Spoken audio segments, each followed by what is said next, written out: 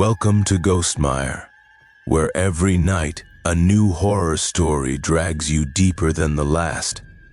Before anything else, hit subscribe right now. If you miss even one night, you'll miss the piece that connects all these stories into something far darker. Comment below where you're watching from and what time it is. I want to know exactly who's awake inside the dark with us. And listen carefully. This story has something hidden, a moment so disturbing, so unexpected, that most people don't recognize it until the very end. If you leave early, you'll never know what really happened. So stay with me, all the way to the final second, a mile that never ended. My name is Marcus Webb, and I've been hauling freight across the Midwest for 17 years. I've driven through blizzards, tornadoes, and fog so thick you couldn't see your own hood. But nothing prepared me for what happened on Interstate 70, outside Salina, Kansas, on February 14th, 2019. It was 2:47 a.m. when I noticed my odometer. I'd been watching it tick over mile after mile, the way you do on those long, empty stretches where there's nothing but darkness and the occasional reflector post. The highway was completely deserted, which wasn't unusual for that time of night in the middle of winter. My GPS showed 127 miles to my next fuel stop in Colby. Simple math, about 2 hours at my current speed. I was hauling refrigerated pharmaceuticals, the kind of load that keeps you paranoid about your reefer unit failing. Every few minutes, I'd glance at the temperature gauge. 34 degrees, perfect. The drone of the refrigeration unit and my engine created a hypnotic rhythm. My CB radio crackled occasionally with distant trucker chatter, but nothing clear enough to make out words. At 3:15 a.m., I checked my GPS again. Still 127 miles to Colby.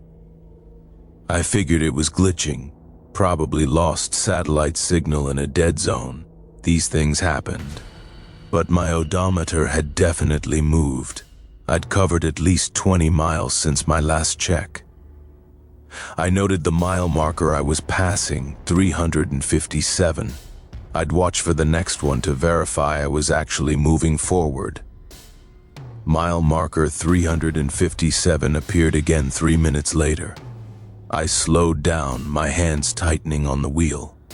That wasn't possible. I'd been maintaining 65 miles per hour. I should have covered at least 3 miles. But there it was, the same green sign reflecting in my headlights, 357. The same slight bend in the road. The same cluster of 3 reflector posts on the right shoulder. My CB radio suddenly squealed with feedback, then went silent. The digital clock on my dash flickered but maintained the same time, 3:15 a.m. I grabbed my phone to check, but it showed no signal, which was strange because I'd had 3 bars just minutes ago. I pressed harder on the accelerator, pushing up to 75. The engine roared, the trailer swaying slightly behind me. I watched the landscape, or what little I could see in the darkness, a dead tree on the left side oddly twisted like a corkscrew, a faded billboard advertising a motel, a culvert pipe protruding from the embankment. The same dead tree appeared, the same billboard, the same culvert. My heart started hammering against my ribs. I'd heard stories from other drivers, late-night tales shared at truck stops over burnt coffee. Stories about phantom highways and loops that trapped you. I'd always dismissed them as exhaustion-induced hallucinations or embellished lies. But this was real. This was happening. I tried the CB radio again, mashing the buttons, cycling through all 40 channels. Nothing but static and occasionally that high-pitched feedback that made my teeth ache. The temperature gauge on my reefer unit still showed 34 degrees. Outside temperature read -8. Everything was functioning normally except for the fundamental fact that I was driving through the same mile of highway over and over. At 3:15 a.m., still 3:15 a.m., I made a decision. I slammed on the brakes, bringing 30,000 pounds of truck and cargo to a shuddering stop right in the middle of the right lane. I put on my hazards and climbed down from the cab, leaving the engine running. The cold hit me like a physical blow. The wind carried a sound I couldn't quite identify, something between a whistle and a moan. My breath came out in huge white clouds. I walked to the front of my truck, then to the back, checking my tires, my trailer connections, anything that might explain this. Everything looked normal, real, solid. I looked down the highway ahead. My headlights illuminated about 200 feet of asphalt, then darkness. Behind me, my taillights created a red glow that faded into the same impenetrable black. No other vehicles, no lights in the distance, just infinite empty highway stretching in both directions. That's when I noticed the silence. My engine was running, but I couldn't hear it. The wind had stopped. Everything had stopped except my own breathing and the sound of blood rushing in my ears. I got back in the cab, my hands shaking so badly I could barely grip the door handle. The clock still read 3:15 a.m. I grabbed my logbook and wrote the time by my watch, 3:47 a.m. 32 minutes had passed since this started, but time had frozen at 3:15. I put the truck in gear and started driving again, but this time I turned off my headlights. In the total darkness, I could see something I'd missed before. About a quarter mile ahead, there was a shimmer in the air, like heat waves rising from summer pavement, except this was February and well below freezing. The shimmer crossed the entire width of the highway. As I approached it, my headlights still off, I could see through it to another version of the same highway, but in daylight. Bright afternoon sun illuminated the road beyond the shimmer. I could see other vehicles moving in the distance. I took a breath and accelerated. The shimmer rushed toward me, and I closed my eyes instinctively as I hit it. There was a sensation like driving through a waterfall, a moment of pressure and cold so intense it felt like being crushed. Then my radio erupted with chatter. Daylight flooded my cab, and I had to squint against the sudden brightness. The clock jumped forward, 11:23 a.m. My phone showed February 14th still, but 8 hours had vanished. My GPS recalculated, 73 miles to Colby. I pulled over at the next rest stop and sat there for an hour, waiting for my hands to stop shaking. Other truckers came and went, normal people in a normal world. My logbook showed an impossible gap. I'd somehow lost 8 hours but gained 54 miles. I still drive that route, but never at night. And I always watch for that shimmer in the air, terrified I'll see it again and this time won't find my way through. Story 2. The passenger I never picked up. Gerald Thompson here, 42 years old, owner-operator running a dedicated lane between Memphis and Atlanta. I've given exactly 0 hitchhikers rides in my 20-year career. Company policy, insurance liability, common sense, pick your reason. So when I tell you about the man who appeared in my passenger seat on Highway 78 in Mississippi, understand that I never, ever stopped to let him in. It was October 3rd, 2020, around 9:30 p.m. I'd left Memphis 2 hours late due to loading delays and was pushing to make my delivery window in Atlanta. The highway was moderately busy with evening traffic, mostly four-wheelers heading home and a scattered few big rigs like mine. I was hauling automotive parts, nothing weird or valuable enough to attract trouble. My passenger seat was loaded with my usual road junk, a cooler, my laptop bag, a couple of atlases from before GPS became reliable, and a jacket. I'm mentioning this because it matters. That seat was full of stuff. I reached for my coffee in the cup holder, took a sip, and when I looked back at the road, there was a man sitting in my passenger seat. Not appearing or materializing, He was just there, as if he'd always been there. My stuff was gone. The seat was empty except for him. I nearly drove off the road. The coffee cup flew from my hand, splashing across the dashboard. I swerved right, then overcorrected left, the trailer fishtailing slightly. Horns blared as cars dodged around me.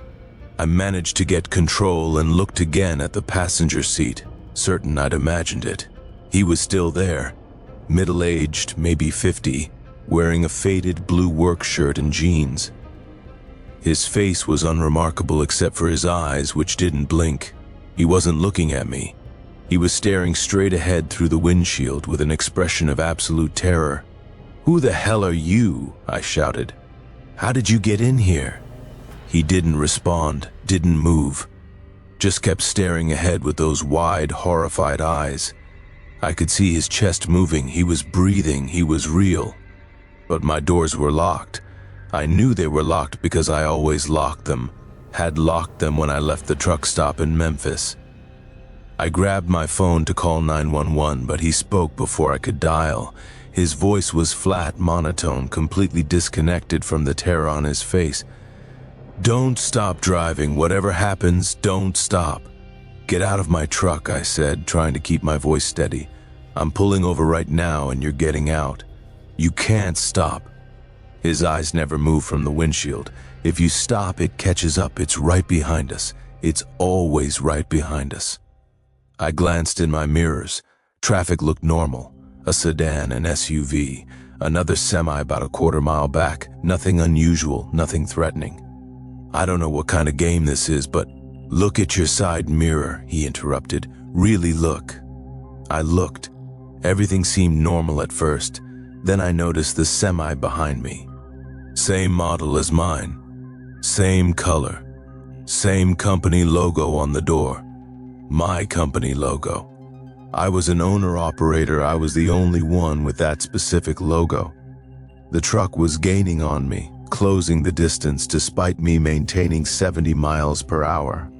I pressed harder on the accelerator. 75, 80. The truck behind me matched my speed exactly, staying the same distance back. I squinted at my mirror, trying to see the driver. The angle was wrong, but I caught a glimpse of the face behind the wheel. It was my face. I was driving the truck behind me. "No," I whispered. "This isn't real. This isn't happening."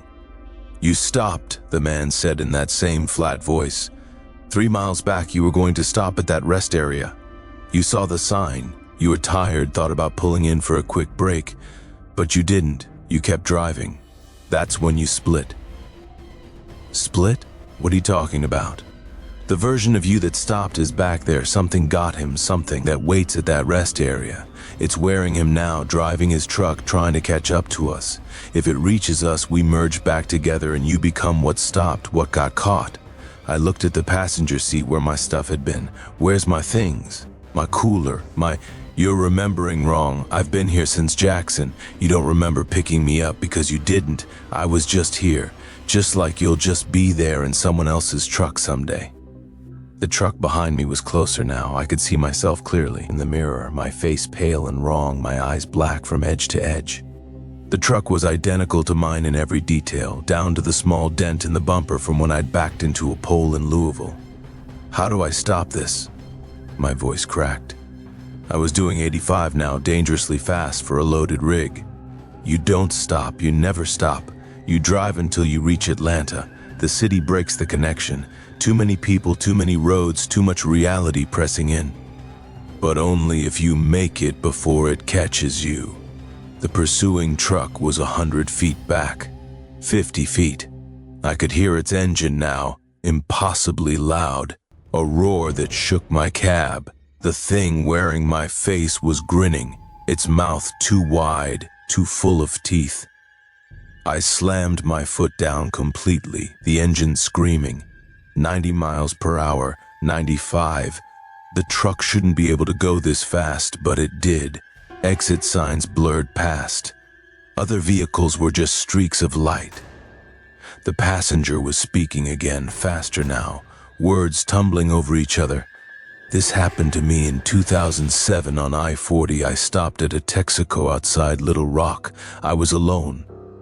I was so alone it looked like me, it sounded like me. It knew things only I would know. Don had let it touch you, don't let it merge. The pursuing truck's bumper touched mine. There was a sound like reality tearing, and pain exploded through my body. I could feel myself starting to remember things I hadn't done. Stopping at that rest area, walking to the bathroom, the lights flickering, the door that wouldn't open, the thing that came out of the walls. Then I saw the lights of Atlanta on the horizon. The city glow brightened the sky. I crossed some invisible threshold, and the pursuing truck simply vanished. One moment it was there, pushing against my bumper, and the next there was only normal traffic behind me. The passenger seat was empty. My cooler was back, my laptop bag, my jacket, everything in its usual place. I delivered my load, filled out my paperwork, and drove to a motel. I haven't slept right since, because now, sometimes, I see myself in my mirrors, different versions, other choices I might have made. And I know that somewhere, on some highway, the version of me that stopped is still driving, still chasing, still trying to merge back into one. Story 3, The Town That Eats Travelers. Raymond Kowalski, independent hauler, 31 years on the road. I specialize in routes other drivers won't touch. Remote areas, bad roads, places where the money's good because nobody else wants the hassle. That's how I ended up on Route 491 in New Mexico on a scorching July afternoon in 2018, looking for a town that shouldn't have existed. My GPS had died completely about 20 miles back, just went black and wouldn't reboot. My phone showed no signal, which wasn't surprising in that empty stretch of high desert. I was running low on fuel, down to less than a quarter tank, when I saw the sign, Esperanza, population 847, gas food lodging, 2 miles. I'd driven this route a dozen times before. There had never been a town there. Route 491 was notorious for being one of the loneliest highways in America. Nothing but scrub brush and red rock for over 100 miles. But the sign was real enough, slightly weathered. The kind of green highway sign you see everywhere. And I needed fuel. The turnoff appeared exactly 2 miles later, a narrow 2-lane road heading west into a cluster of buildings that shimmered in the heat. As I got closer, the town solidified, became more real. I could see a main street with maybe 20 buildings, a gas station with old-fashioned pumps, a diner, what looked like a general store, a few houses scattered on the outskirts. What I didn't see were people, not one person visible anywhere.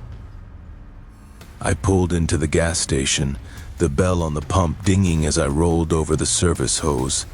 The pumps were ancient, the kind with actual rolling numbers instead of digital displays, but they looked functional. I climbed down from my cab, my boots crunching on gravel that was somehow too white, too clean. "Hello?" I called out. My voice seemed to die in the air, not even producing an echo. The heat was oppressive, over 100 degrees, but there was no wind.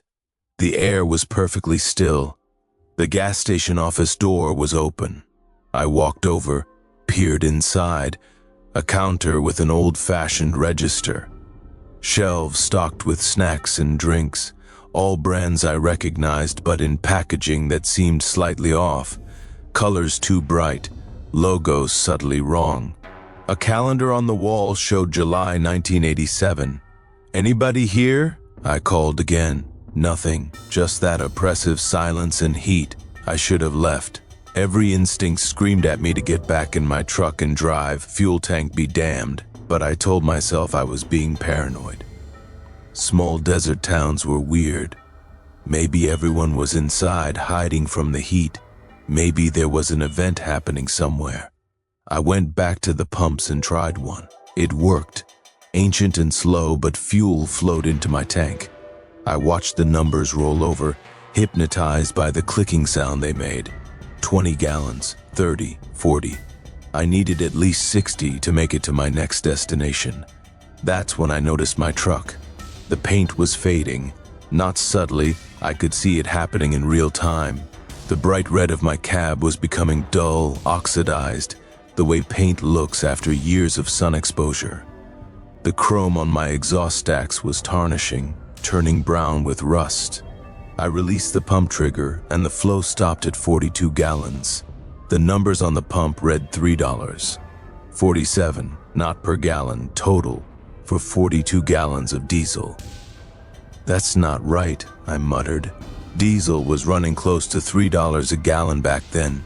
This should have been over $100. I looked down at my hands. The skin was wrinkled, age-spotted. My hands were 31 years old, but these looked 70. I touched my face and felt deep wrinkles, sagging skin. Panic hit me. I ran to my truck's mirror and looked at my reflection. An old man stared back, gaunt and weathered, with thin white hair and sunken eyes. But as I watched, I began to change back. The age spots faded. The wrinkles smoothed. My hair darkened. Within 30 seconds, I looked like myself again.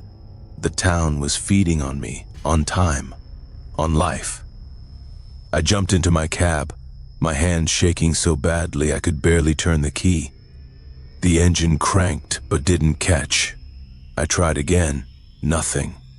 I checked the fuel gauge. It showed empty, but I'd just put in 42 gallons. I'd watched the fuel flow. Outside, the town was changing. The buildings were growing, not bigger but more numerous. Where there had been 20 buildings, now there were 30, 40. Streets were appearing, expanding outward. The town was growing, spreading, becoming more real with every second, and now I could see people, figures moving in the windows, standing in doorways, walking down the sidewalks. They all moved in the same strange way, their movements too smooth, too coordinated, as if they were all parts of the same organism. They were all walking toward my truck. I tried the engine again. It caught this time, sputtering to life with a cloud of black smoke. I didn't bother with checking mirrors or clearance. I slammed the truck into gear and floored it, tires spinning on the gravel, the trailer swaying wildly as I bounced over the service hose. The townspeople didn't run or shout. They just kept walking toward me at that same steady pace, their faces blank and identical. Man, woman, child, all wearing the same neutral expression, all moving with the same fluid synchronization. I crashed through a decorative fence at the edge of the gas station lot, taking the most direct route back to the road. My GPS suddenly blazed to life, showing my position but displaying the area around me as blank. No town, no Esperanza, just empty desert. In my mirror, I could see the buildings collapsing inward, shrinking, fading. The people were melting into the ground like wax figures in the sun. Within seconds, there was nothing behind me but empty scrubland and the highway. My fuel gauge showed 3/4 full. My paint was bright and new. My hands looked normal, but my logbook showed something impossible. I'd lost 6 hours. The sun was setting now, casting long shadows across the desert, even though it had been early afternoon when I'd pulled into that gas station. I reported it when I got to Albuquerque. The authorities were polite, but clearly thought I'd had heat stroke or fallen asleep at the wheel. There was no town called Esperanza on any map, no record of it ever existing. They suggested I see a doctor, but 3 weeks later, I got a call from a dispatcher.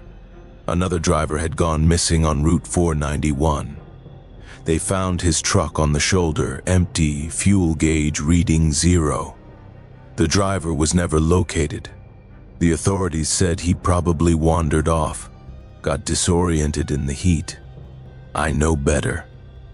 He found the town, or the town found him. And unlike me, he didn't get away. I think about him sometimes, walking those streets that appear and disappear, his time and life being slowly drained away to feed something that exists in the spaces between places, in the gaps on the map. I don't take that route anymore. No amount of money is worth that risk. But sometimes, late at night when I'm driving through empty stretches of highway, I see signs for towns I don't recognize. And I keep driving, no matter how low my fuel gauge reads, no matter how much I need to stop, because I know what's waiting in those places that shouldn't exist. Story 4, the voice on the CB radio. Denise Martinez, long-haul driver, 14 years experience. I've covered every major route in the lower 48, and I've heard every kind of crazy chatter on the CB radio. Truckers telling jokes, lonely drivers looking for conversation, conspiracy theorists ranting about government surveillance. But I'd never heard anything like the voice that came through my radio on Interstate 80 in Nebraska on March 22nd, 2021. It was 4:17 a.m., dark and foggy, with visibility down to maybe 50 feet. I was hauling paper products from Oregon to Pennsylvania, middle of a 70-hour run, fighting to stay alert in that dangerous pre-dawn window when your body desperately wants to shut down. I had the CB on for company, listening to a couple of drivers several miles ahead discussing the weather. Then a new voice cut in, male, calm, almost conversational. Westbound Freightliner at mile marker 412. You need to change lanes, right now. I was driving a Freightliner. I was westbound. And according to my GPS, I was approaching mile marker 412. I glanced in my mirror, saw headlights behind me in the left lane, and moved right. 3 seconds later, a tire carcass appeared in the fog exactly where I'd been driving. A road alligator big enough to cause serious damage if I'd hit it at 65 miles per hour. My heart was pounding. Thanks for the heads up, I said into my CB. That was perfect timing. You're welcome, Denise, the voice replied. Ice flooded my veins. I'd never given my name. CB handles were one thing, but this voice had used my actual name. I grabbed my mic. Who is this? How do you know my name? I'm trying to help you. In 8 miles, there's a construction zone.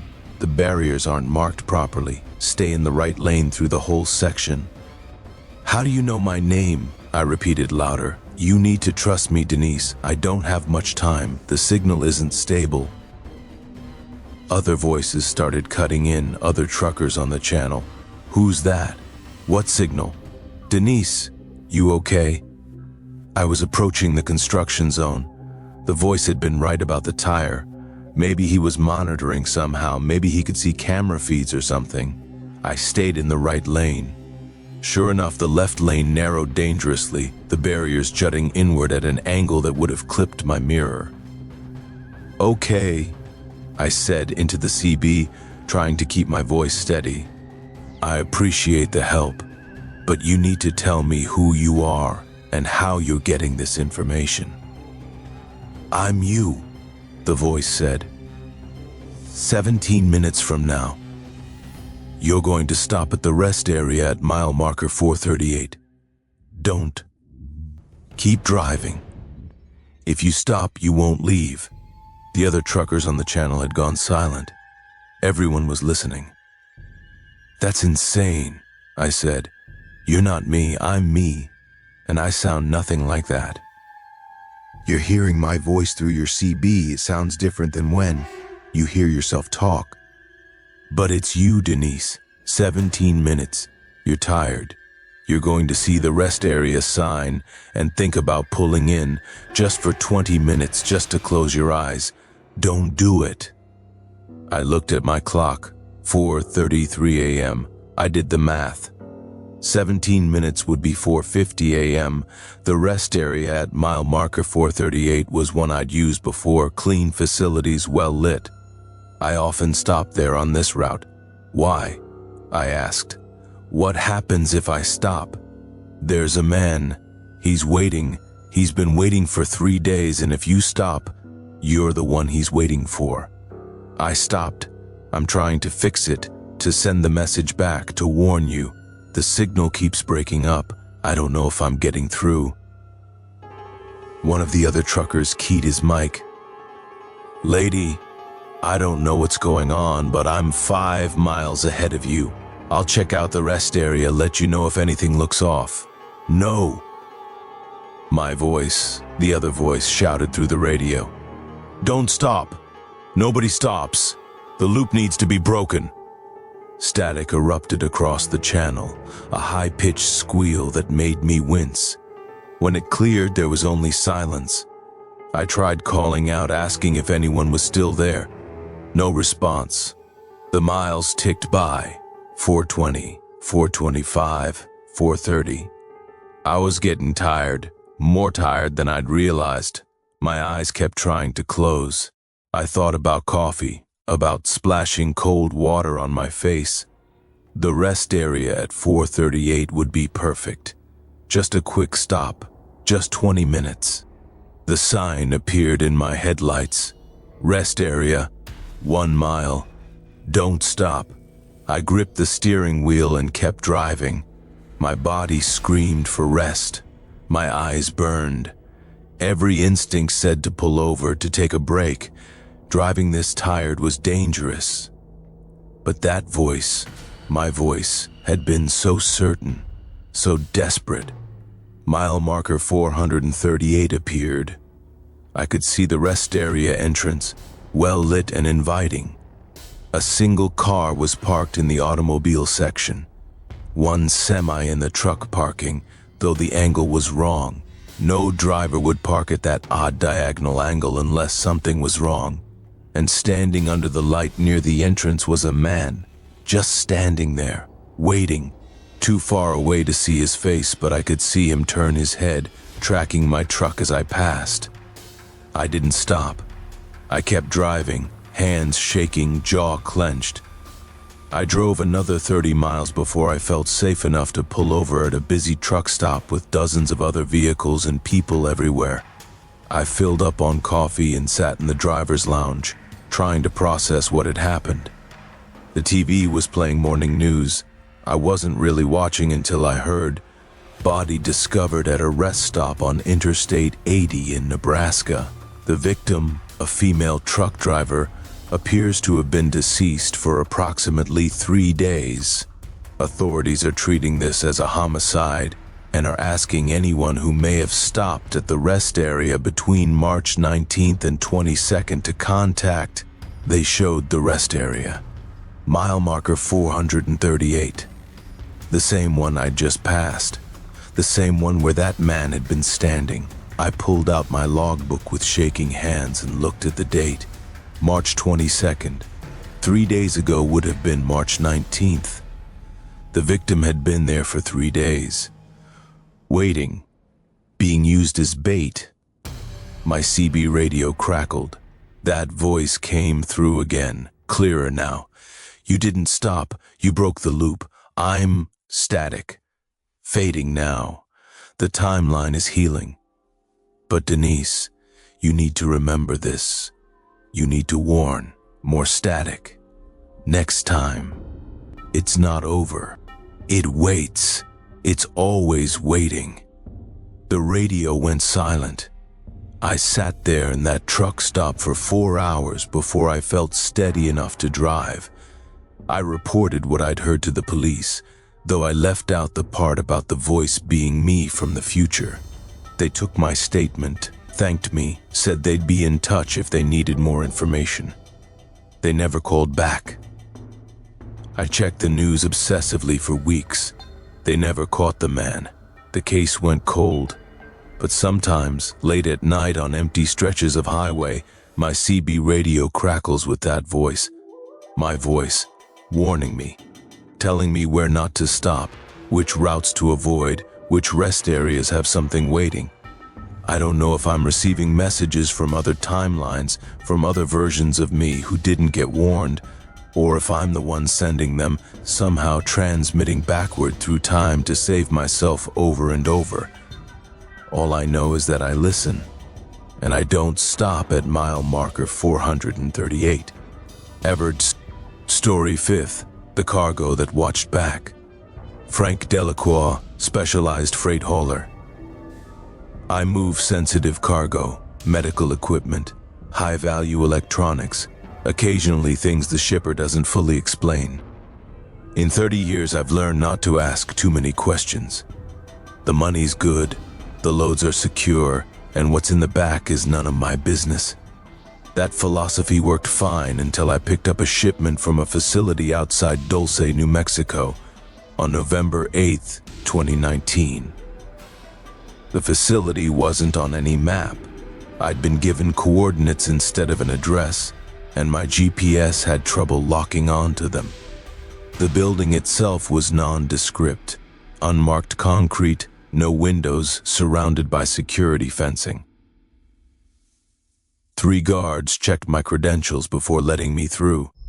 Nobody smiled, nobody made small talk.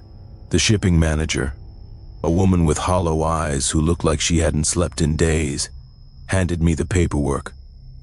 The cargo was listed as biological samples with a hazmat classification I didn't recognize. The weight was listed as 3,400 pounds. The destination was a laboratory in Virginia, and at the bottom of the manifest in red ink, "Do not open trailer doors under any circumstances." "Standard sealed load?" I asked, signing the forms. "More than standard," her voice was hoarse. "The trailer is specially modified, climate controlled. The cooling system must run continuously. If it stops for more than 30 minutes, call this number immediately." She handed me a card with a phone number, nothing else. "Do not attempt to troubleshoot. Do not open the doors, just call." "What happens if the cooling stops?" She looked at me with those exhausted eyes. "Pray it doesn't." They loaded the cargo using a forklift, though I couldn't see what it was. Everything was inside a sealed container, white metal with hazmat symbols.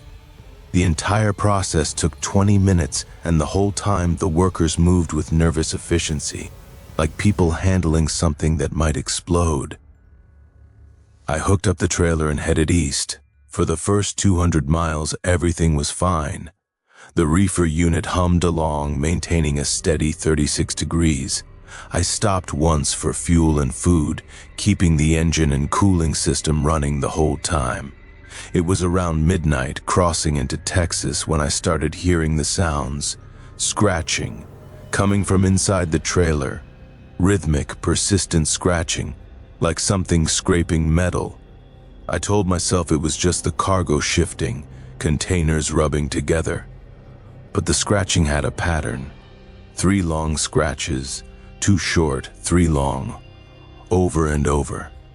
Then I realized what it was. Morse code, SOS. I grabbed my phone, pulled up a Morse code translator app. I listened carefully, typing out the pattern. The scratching continued for 2 minutes, repeating the same sequence. The translation appeared on my screen. "Help me please, am alive in here.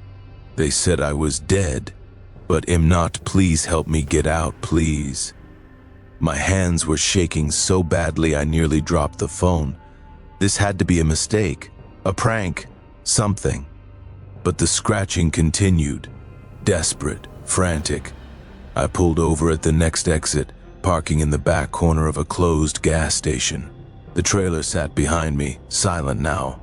I climbed down from my cab and walked back to it, placing my hand on the cold metal door. "Hello?" I called out. "Can you hear me?" Silence. Then a single word, spoken so softly I almost missed it. "Frank." My name. It knew my name. I backed away from the trailer, my heart hammering. "Who are you? How do you know my name?" "I'm you, Frank. I'm what you become if you deliver this cargo. They're not biological samples. It's a containment unit. It's alive, and it's learning. It learns everything about whoever transports it. Every thought, every memory, every fear." "That's insane," I said, but my voice cracked. "You're not me. You're something inside that container trying to manipulate me into opening the doors." "Yes," the voice said. "I am inside the container, but I'm also you. The thing in here, it copied me, the real me. It took everything I was and made a duplicate, and then it killed the original.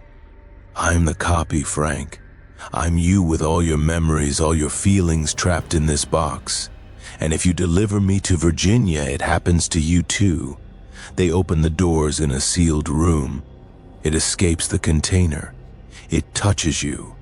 And then there are two Franks, the original and the copy, and they terminate the original." I stood there in the darkness, my breath coming in short gasps. This was psychological warfare. It had to be. Some kind of sick test to see if I'd violate the contract, if I'd open the doors.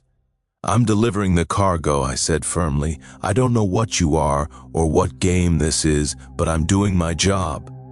The voice that came back was filled with such profound sadness that it made my chest ache. "I know. I did too. I'm you, Frank. I remember this conversation. I remember standing where you are, making the same decision. By tomorrow night you'll understand. By tomorrow night you'll be in here, and another you will be driving this trailer having the same conversation with yourself." I got back in my cab and drove. I turned the CB radio up loud, played music, did everything I could to block out the sounds from the trailer, but I could still hear it, scratching, tapping, and occasionally my own voice, muffled but distinct, calling my name. The reefer unit's temperature gauge started fluctuating around 3 a.m. 36 degrees, 40 degrees, 45. The alarm started beeping. I pulled over and checked the unit. Everything looked operational, but the temperature kept rising. 50 degrees, 55. I grabbed the card and dialed the number. It rang once before someone answered. No greeting, just location, Interstate 40, mile marker 267. The cooling system is failing. Maintain your position. Team is en route. Do not approach the trailer. Estimated arrival 22 minutes. The line went dead. I sat in my cab watching the temperature gauge climb. 60 degrees, 65. The scratching from the trailer had stopped. Now there was something else. A humming, a vibration that I could feel through my seat. Headlights appeared in my mirror. Not from the highway, from behind my trailer, from the darkness of the empty field. A black SUV with no markings pulled up alongside my truck. 4 people in hazmat suits climbed out. One of them approached my window. "Step out of the vehicle. Move to the SUV. What about my truck? We'll handle it. Move now." They were polite but firm, and they were armed. I went to the SUV and sat in the back seat. Through the window, I watched them work on my trailer, opening panels, doing something to the reefer unit. The temperature gauge started dropping. 60 degrees, 50, 40, back to 36. The lead technician came to the SUV. "System is stabilized. You can continue. Do not deviate from your route. Do not stop except for fuel. Maintain engine power at all times." "What's really in there?" I asked. He looked at me for a long moment. "Something that should have stayed locked away. Something that's very good at making people want to let it out. Don't listen to anything you hear. It's not real. It's never real." They left as quickly as they'd arrived, disappearing into the darkness. I climbed back into my cab, hands still shaking. The temperature was stable. Everything was fine. I could finish this run, collect my payment, and never take another load from that facility. The voice came through my CB radio this time, clearer than before. "Frank, they lied to you. The cooling unit didn't fail. I made it fail. I was trying to force them to open the doors to give me a chance to escape, but they sealed it again. I'm trapped. We're trapped. Every driver who transports this thing, we all become copies, all trapped together in here. There are 17 of us now, 17 Franks, all existing at once, all aware, all separate but connected. You'll be the 18th. I turned off the CB radio and drove in silence. I delivered the cargo to Virginia right on schedule.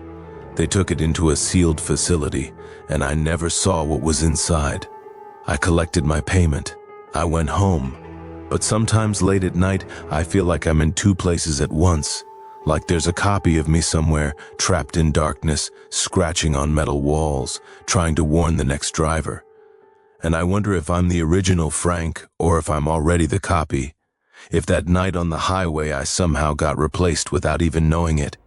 I don't take specialized cargo anymore. The money isn't worth the doubt. The terrible gnawing doubt that maybe I'm not really me at all.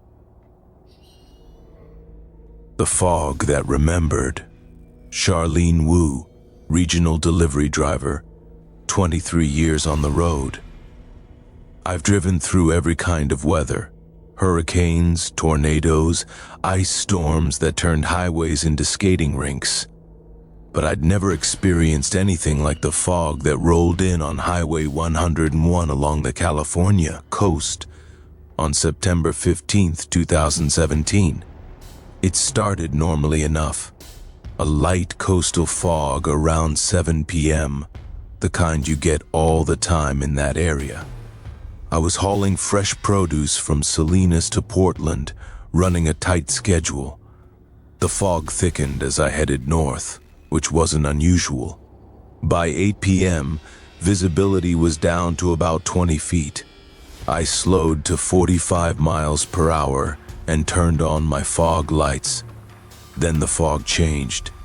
It didn't just get thicker, it got heavier, denser. The texture of it was wrong, more like smoke than water vapor, and it started to glow with a faint, sickly yellow-green luminescence. I'd never seen fog that color before. My headlights seemed to stop penetrating it entirely. I might as well have been driving with my eyes closed. I grabbed my CB radio to check on conditions ahead. Any drivers on 101 northbound? What are we looking at for this fog? No response, just static. I tried my phone, no signal. My GPS was functioning, but it showed my location flickering, jumping back and forth along the same stretch of highway. Mile marker 312, mile marker 315, back to 312, to 318, back to 312. I slowed to 30 miles per hour, then 20, looking for a safe place to pull over and wait this out. But the shoulder had disappeared. Where there should have been a breakdown lane, there was just more fog, so thick it looked solid. The white line marking the road's edge faded in and out. Sometimes there, sometimes just vanishing entirely. That's when I started seeing things in the fog, shapes. At first I thought they were other vehicles, but they moved wrong, sliding laterally across my field of vision, instead of coming toward me or receding. Dark silhouettes that might have been human, might have been something else. One of them stepped onto the road directly in front of me. I slammed on the brakes, the truck shuddering to a stop. The figure stood there, motionless, maybe 30 feet ahead. It was person-shaped but wrong, proportions slightly off, arms too long, head too large. It stood perfectly still in the glow of my headlights, which still somehow couldn't fully illuminate it. I sat frozen, hands locked on the wheel, waiting for it to move. It didn't. After a full minute, I carefully backed up, planning to turn around, find an alternate route. But when I looked in my mirrors, there was another figure standing behind my trailer, and more appearing on both sides. I was surrounded. The CB radio suddenly crackled to life. Northbound truck, you need to keep moving. Don't stop, don't look at them, just drive forward. Who is this? My voice came out as a whisper. Someone who got stuck in this fog 3 years ago. I'm trying to help. The fog remembers everyone who dies in it, Everyone who ever crashed on this stretch of highway, every accident, every fatality, the fog holds on to them. Those shapes you're seeing, they're memories, impressions, and if you stay here too long, you'll become one too. That's impossible. Fog doesn't remember. Fog doesn't drive forward now. The figure in front of me hadn't moved. I revved the engine, half expecting it to step aside. It didn't. I drove forward slowly, and as I got closer, I could see it more clearly. It was a man, or had been. His clothes were from another era, 1970s maybe. His face was slack, eyes empty, and he was transparent. I could see the road through him. My truck passed through him like he wasn't there, like passing through actual fog. But for that moment of contact, I felt everything he'd felt. A drunk driver crossing the center line, headlights coming at him, impact, pain, darkness, then awareness again, trapped in this endless fog, walking the same stretch of highway over and over. I gasped, tears streaming down my face from the intensity of the shared memory. More figures appeared, stumbling out of the fog on both sides of the highway. Dozens of them, hundreds. All the people who died on this road, all trapped in this recurring nightmare of their final moments. "Keep going," the voice on the radio urged. "You're almost through. The fog can't hold you if you don't stop moving. It needs stillness to trap you." I drove forward, passing through ghost after ghost, each one flooding me with their death. A family in a station wagon, 1984, brake failure. A motorcyclist, 2003, hit by a falling rock. A truck driver like me, 1991, fell asleep at the wheel. Each death played out in my mind in vivid detail, a lifetime of memories compressed into seconds. The emotional weight was crushing. I sobbed as I drove, barely able to see through my tears in the fog. How many people had died on this stretch? How many were trapped here, reliving their final moments for eternity? "Almost there," the voice said. "Just another quarter mile. The fog thins at mile marker 320. You can make it." "Who are you?" I asked. "What's your name?" "David Chen." I was hauling timber to Eugene. Fog rolled in just like this. But I stopped. I parked and waited for it to clear. It never did. My truck's still here somewhere, I think, and so am I. But I can sometimes reach people through the CB. I can try to help them get out before they become permanent.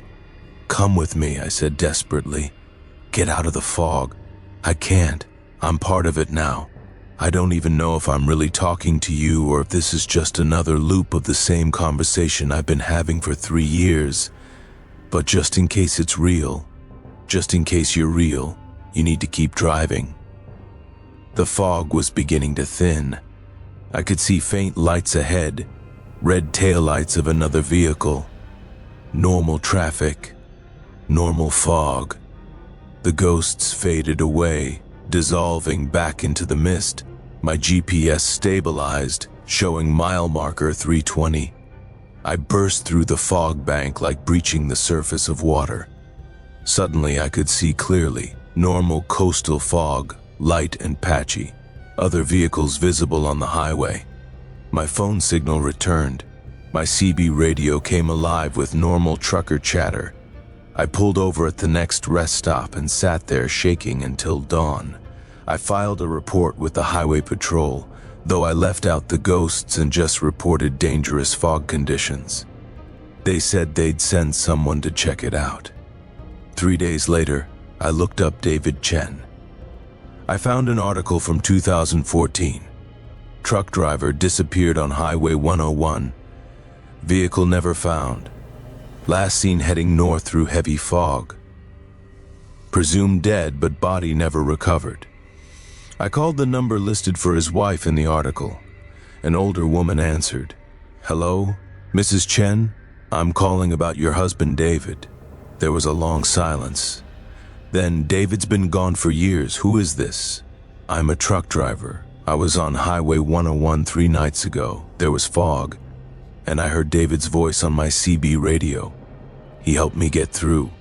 He saved my life. She started crying. He calls sometimes. I hear him on his old CB radio in the garage. He tells me he's okay, that he's helping people. I thought I was going crazy. I thought it was grief making me imagine his voice. He's there, I said. In the fog. He's still there, trying to help. Can you bring him home? I didn't know what to say. How do you explain that someone is trapped in a supernatural fog bank, existing as a memory, a ghost, a recording of a person played on loop? I don't think he can leave, Mrs. Chen. I'm so sorry.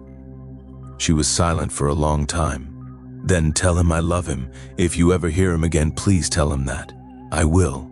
I've driven that stretch of Highway 101 twice since then. Both times the fog rolled in thick and yellow-green.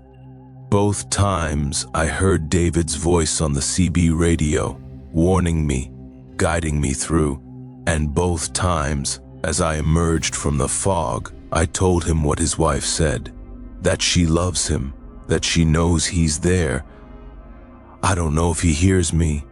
I don't know if he can hear anything beyond the loop of that night in 2014 when he stopped and became part of the fog forever. But I tell him anyway, because maybe, just maybe, love can reach through even that kind of darkness. Maybe it's enough to know someone remembers, someone still cares, even if you're trapped in the fog that remembers everything, including how to die. Story 7, The Load That Got Heavier. Michael Big Mike Patterson, heavy haul specialist. I move oversized loads, industrial equipment, construction machinery, prefab buildings, the kind of stuff that requires special permits, escort vehicles, and careful route planning. I've hauled transformer units weighing 70,000 pounds, sections of wind turbines, even a small bridge once. I know weight. I understand physics. So when the load started getting heavier on Interstate 90 in South Dakota on April 3rd, 2018, I knew immediately that something impossible was happening. The cargo was straightforward, a sealed shipping container headed to a private storage facility in Wisconsin. Weight at loading was certified at 44,000 pounds, which was perfect for my truck's capacity. The container was unmarked except for a serial number and a small symbol I didn't recognize. 3 intersecting triangles. The shipper was a government subcontractor, and they'd paid triple my usual rate for a rush delivery with no questions asked. I picked up the load in Seattle, went through the standard weighing process at the port, and everything checked out. The paperwork was perfect. The container was properly secured. I hit the road at 6 a.m., planning to make Wisconsin in 3 days with minimal stops.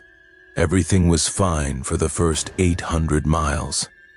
The truck handled normally. Fuel consumption was where it should be.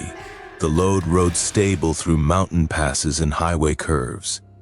I stopped in Billings, Montana for fuel and a mandatory rest break.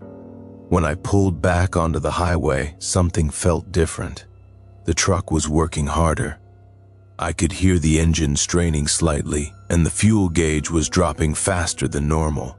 I checked my mirrors. The trailer looked fine, tires properly inflated, nothing dragging.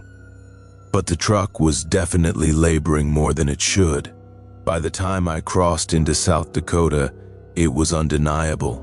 The truck felt like it was hauling 70 or 80,000 pounds, not 44. I was having to downshift on inclines that should have been easy. My fuel efficiency had dropped by 20%. And worst of all, my air brakes were getting hotter than they should, even on flat highway.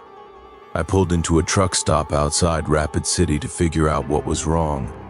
I did a complete walk-around inspection. The tires were fine. The trailer axles looked good. There was no visible damage. But when I put my hand on the side of the shipping container, it was vibrating. a deep subsonic vibration that I could feel in my bones more than hear. I grabbed my phone and checked the weight ticket from Seattle. 44,000 pounds, certified and stamped.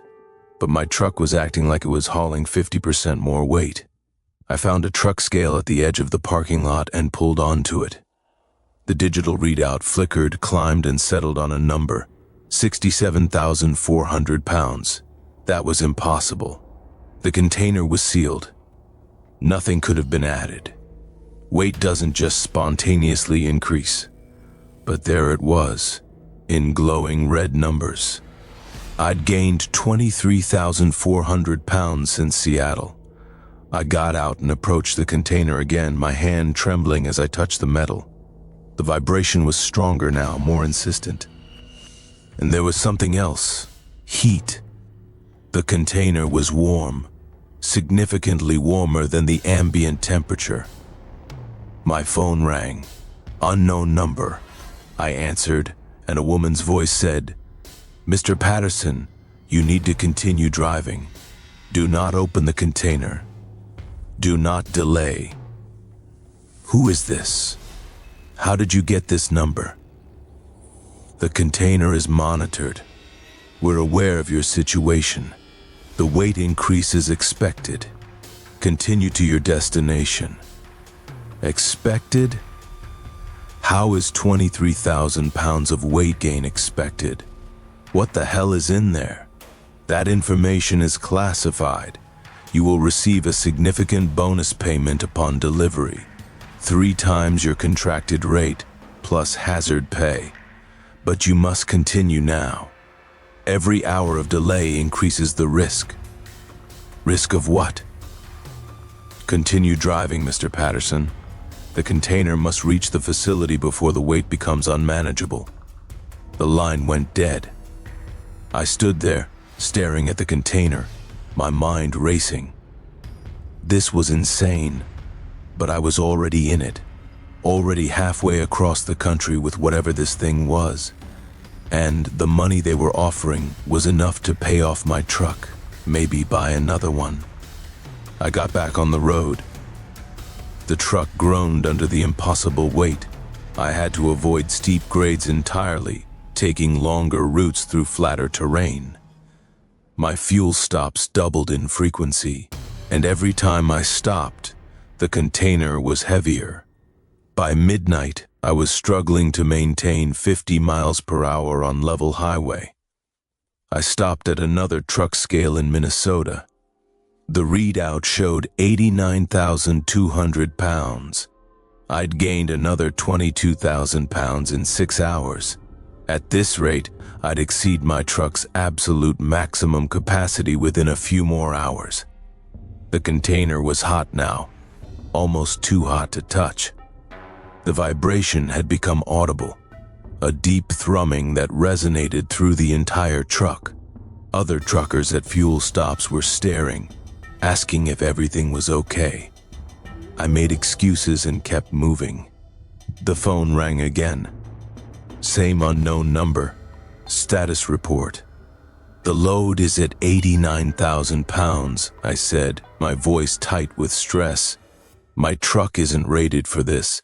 The axles could fail. The brakes are already marginal. You're 60 miles from the facility. You can make it. Reduce speed if necessary, but do not stop." "What is this thing? What's inside that container?" There was a pause. Then a collapsed neutron star fragment.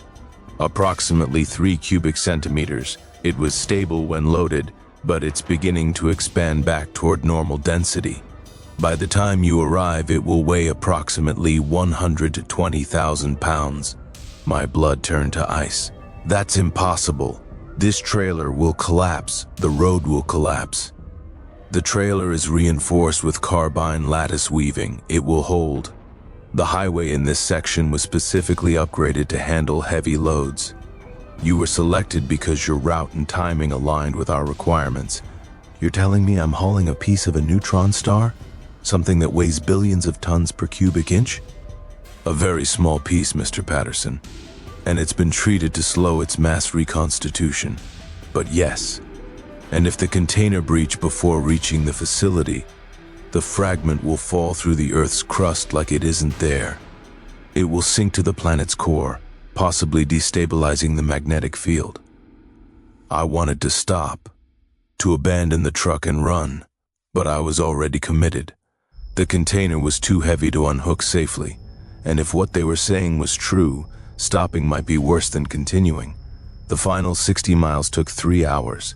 My truck crawled along, barely maintaining 30 miles per hour. The tires were on the verge of blowing out from the heat and stress. The engine temperature was redlined.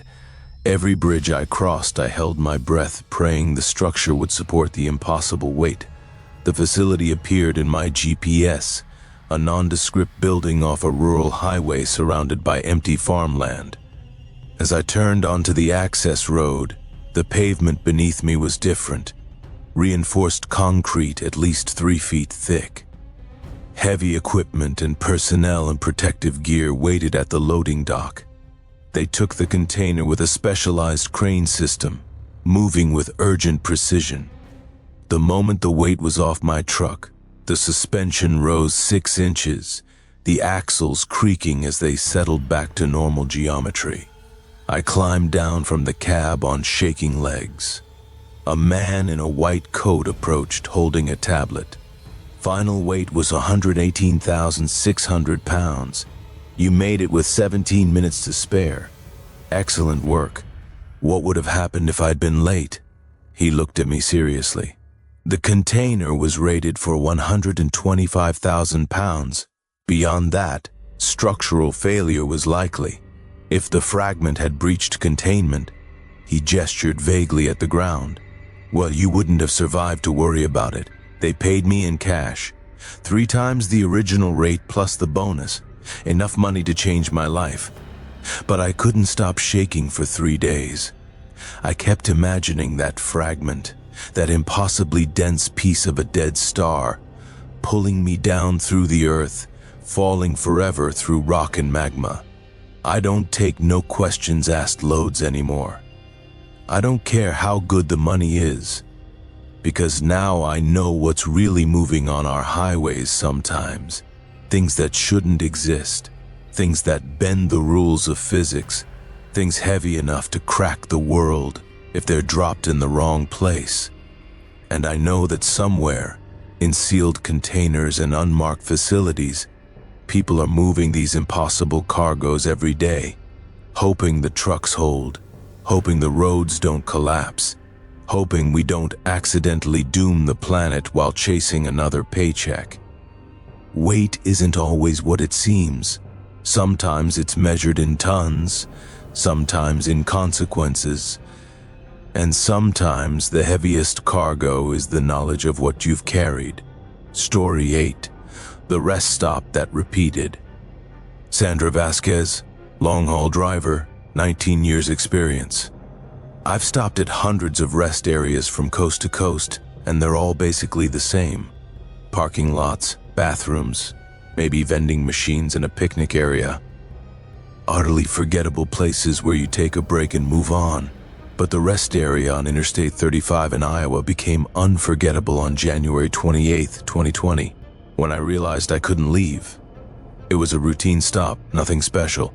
I'd been driving for 6 hours straight from Kansas City, making good time toward Minneapolis with a load of canned goods. Around 11 p.m., I saw the sign for a rest area and decided to pull in, use the facilities, grab a coffee from my thermos, and check my route. The rest area was average. A parking lot with space for maybe 15 trucks, a brick building with restrooms, a few covered picnic tables, and those tall security lights that turn everything a sickly yellow. 3 other trucks were parked there, and I saw 1 other driver walking back from the building. I parked, used the bathroom, and returned to my truck. Total time, maybe 12 minutes.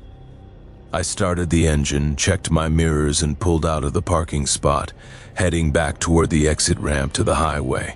As I approached the exit, something felt off. The angle looked wrong. I couldn't put my finger on it, but the curve of the ramp wasn't quite how I remembered it. I dismissed the thought, fatigue playing tricks, and accelerated up the ramp. I emerged onto the highway and immediately saw the sign, "Rest Area, 1 mile." My stomach dropped. That couldn't be right. I just left the rest area, but there was the sign, identical to the one I'd seen 15 minutes ago. I checked my odometer. It had advanced the correct amount. My GPS showed me progressing normally along I-35, but that sign, the rest area, appeared ahead. Same layout, same lighting, same 3 trucks parked in the lot. I drove past without stopping, telling myself it was a different rest area, even though I knew there wasn't another one for 20 miles in this direction. 5 miles down the highway, another sign, "Rest Area, 1 mile." This time I pulled over onto the shoulder, my hands shaking. I grabbed my road atlas, a physical paper one I kept for backup. According to the atlas, there was only one rest area in this section of I-35. One. But I'd just passed it twice, and now a third one was appearing. I pulled back onto the highway, determined to drive past it. But as I approached, my truck began to slow down. I hadn't touched the brake pedal. My foot was still on the accelerator, but the truck was decelerating, as if some invisible force was pulling me toward the rest area exit. I fought it, pressing the accelerator to the floor. The engine roared, but my speed continued dropping. 60, 50, 40. The exit ramp came up, and my steering wheel turned on its own, pulling the truck off the highway. I grabbed the wheel with both hands, trying to force it straight, but it was like fighting hydraulic pressure. The wheel moved inexorably toward the exit. My truck rolled down the ramp and back into the rest area, parking itself in the exact same spot I'd occupied before. The engine shut off. My hands weren't on the key. The truck just died. I sat there breathing hard, trying to process what had just happened. Through my windshield, I could see the other 3 trucks. The same 3 trucks. In the same positions. And the driver I'd seen earlier was walking back from the building again, in exactly the same way, wearing the same clothes. I climbed down from my cab, my legs unsteady. The other driver was approaching his truck, a blue Peterbilt with Montana plates. As he reached for his door handle, I called out, "Hey, excuse me." He turned, looked directly at me, smiled and nodded, then climbed into his truck, like I hadn't said anything, like I wasn't there. I walked over and knocked on his door. No response. I could see him inside, settling into his seat, going through the motions of checking his mirrors. I pounded on the door. "Hey, can you hear me?" Nothing. He started his engine and pulled out of the parking spot. I watched him drive to the exit ramp, accelerate up it, and disappear onto the highway. 60 seconds later, his truck pulled back into the rest area, parking in the exact same spot. He climbed down, walked to the bathroom building, and the sequence started over. He was in a loop, and I was trapped in the same rest area, watching him repeat the same actions over and over. I ran to the bathroom building. Inside, everything was clean, functional, and utterly normal. But there was a woman standing at the sink, washing her hands. The water ran. She went through the motions of drying her hands with paper towels. Then she walked out. 30 seconds later, she walked back in and started washing her hands again. Another loop, another trapped person. I tried to speak to her, to touch her, to break her cycle. My hands passed through her arm like she was a hologram.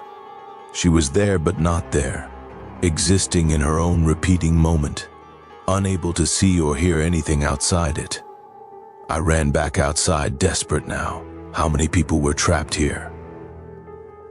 I checked the other 2 trucks. One had a driver asleep in the sleeper berth, his chest rising and falling in a perfect rhythm, the same breath repeated infinitely.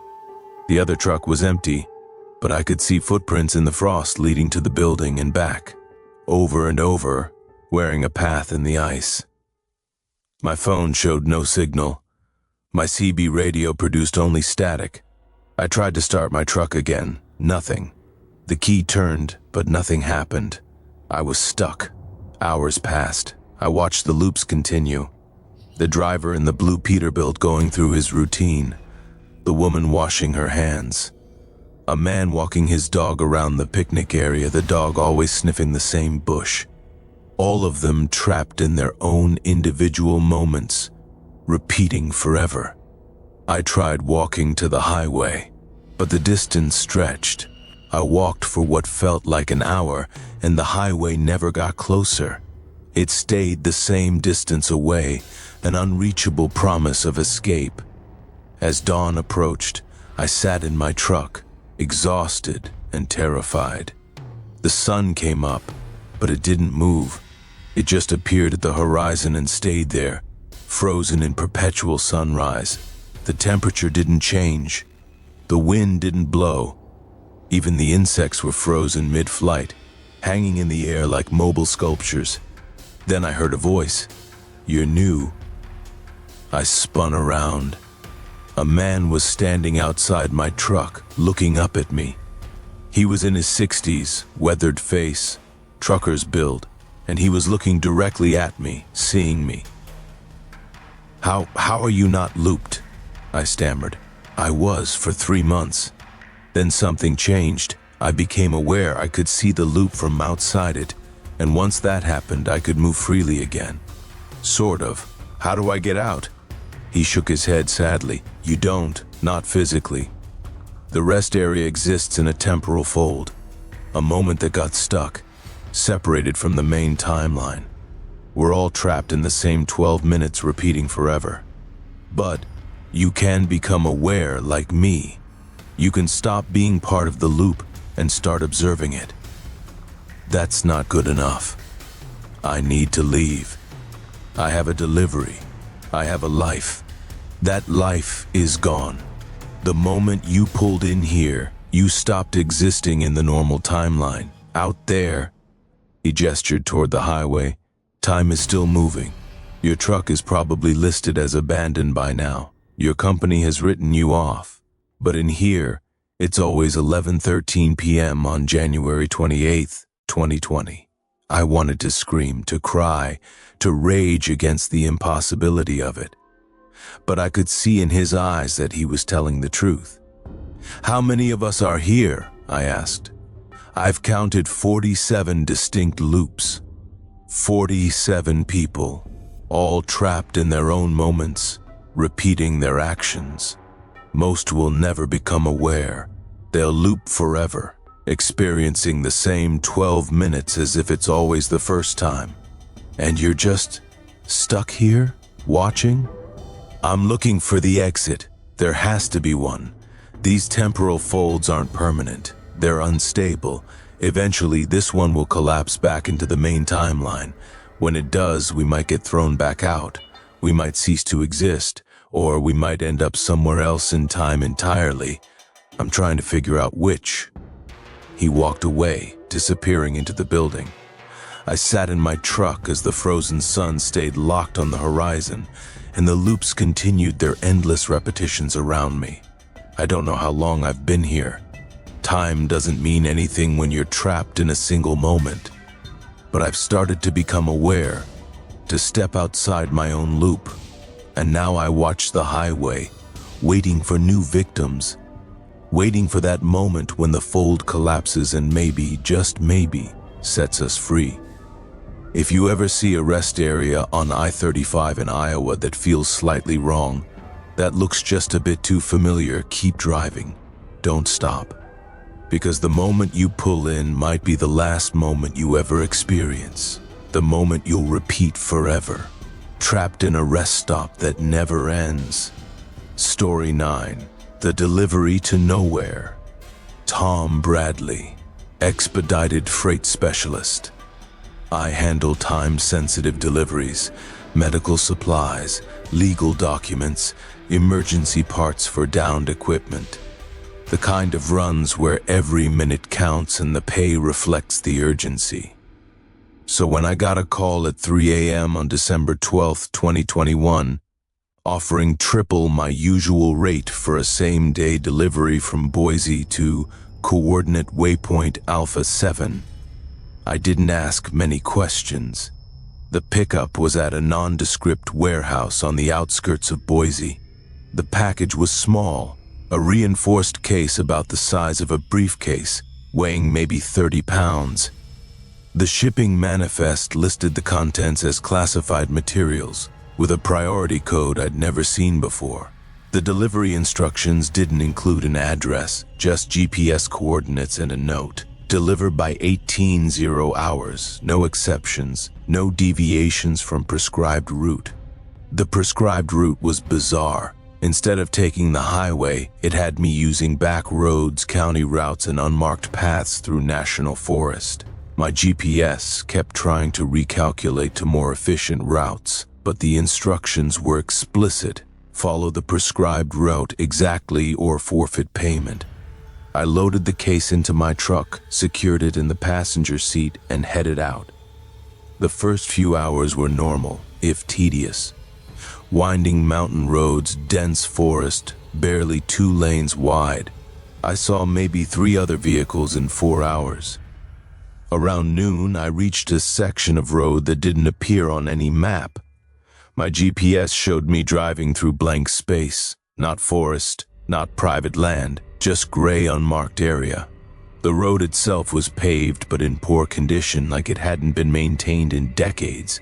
No signs, no mile markers, no indication of where I was or where this road led.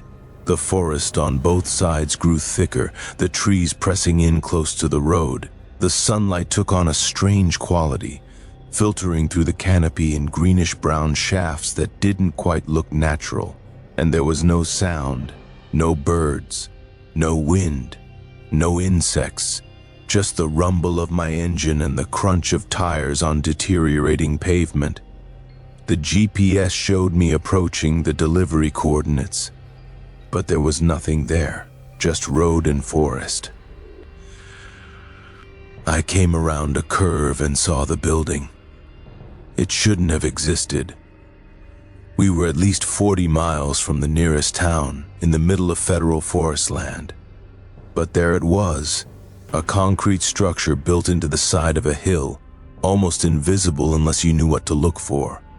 No windows, no signs, just a single steel door and a small parking area. I pulled up to the entrance. The door had a numeric keypad. The delivery instructions included a code. I grabbed the case, walked to the door, and entered the numbers. The door opened with a pneumatic hiss, revealing a concrete corridor lit by fluorescent lights. A voice came from a speaker I couldn't see. Place the case on the platform at the end of the hall, then return to your vehicle immediately. I walked down the corridor. It stretched maybe 50 feet, ending in a circular platform set into the floor. I placed the case in the center, exactly as instructed. As I turned to leave, I glanced down the corridor and saw something that made my breath catch.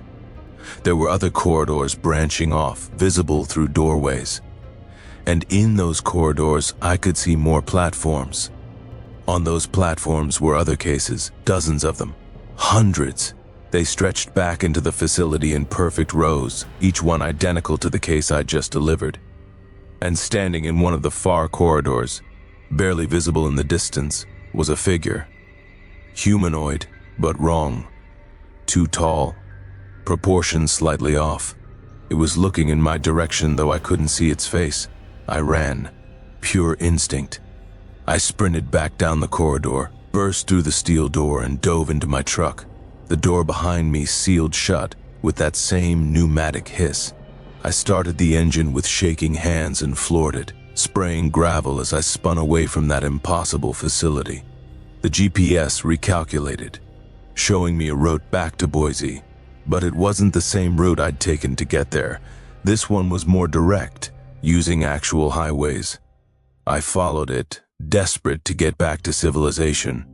As I drove, I thought about what I'd seen. Those cases, hundreds of them, all identical, all delivered by drivers like me, probably paid the same ridiculous rate to not ask questions. What was in them? What was that facility? And what was that thing standing in the corridor? 3 hours later, I was back on I-84, surrounded by normal traffic. My phone signal returned. The world felt real again. I wanted to write the whole thing off as exhaustion-induced hallucination, but the payment hit my account that evening, exactly as promised. Triple my usual rate. 2 days later, I got another call. Same voice, same offer, different coordinates. "I'm not doing that again," I said immediately. "Whatever that facility is, whatever you're moving, I don't want any part of it. Mr. Bradley, you signed a non-disclosure agreement as part of your previous delivery. You're legally bound not to discuss what you saw, and you're now on a very short list of drivers we trust with these routes. I don't care about your list, I'm not going back there. We're offering quadruple your standard rate. The delivery parameters are identical, there will be no complications." I should have refused, should have hung up and never answered that number again. But the money was impossible to ignore, and I told myself it would be fine. One more run, one more payday, then I'd be done. I made that second delivery, and a third, and a fourth, each time to a different location, each time to another hidden facility in the middle of nowhere. Some were built into mountains. One was underground, accessed through what looked like an abandoned mine shaft. Another was inside a rock formation that should have been solid stone. And in each one, I saw more cases, more corridors, and sometimes those figures, never close, always in the distance, watching. The fifth delivery was 2 weeks ago. The coordinates led me to a facility in northern Montana, built into a hillside overlooking a frozen lake. The routine was the same: enter code, walk down corridor, place case, leave. But this time, as I was walking back, I heard something behind me, footsteps, heavy, deliberate, coming from deeper in the facility. I looked back. One of those figures was in the corridor, much closer this time, close enough to see details. It was humanoid, but the skin was wrong, gray and textured like stone. Its eyes were completely black, no whites at all, and it was carrying one of the cases. It stopped when I looked at it. We stared at each other for maybe 5 seconds. Then it spoke, and its voice was like stones grinding together. "The deliveries continue. The collection expands. Soon we emerge." I ran again, made it to my truck. As I drove away, I looked in my mirror and saw dozens of those figures standing outside the facility, all perfectly still, all watching my truck disappear down the road. I haven't taken another call from that number. I've changed my phone. I've turned down jobs that even remotely smell like government contracts or classified shipments. But I can't stop thinking about those facilities, about those hundreds of cases, about what might be in them and what those things meant by "soon we emerge." Because whatever we've been delivering, whatever those facilities are collecting, it's not staying underground forever. Those figures are preparing something, building something, gathering something. And drivers like me have been helping them do it, one delivery at a time, too blinded by the money to ask what we're really part of.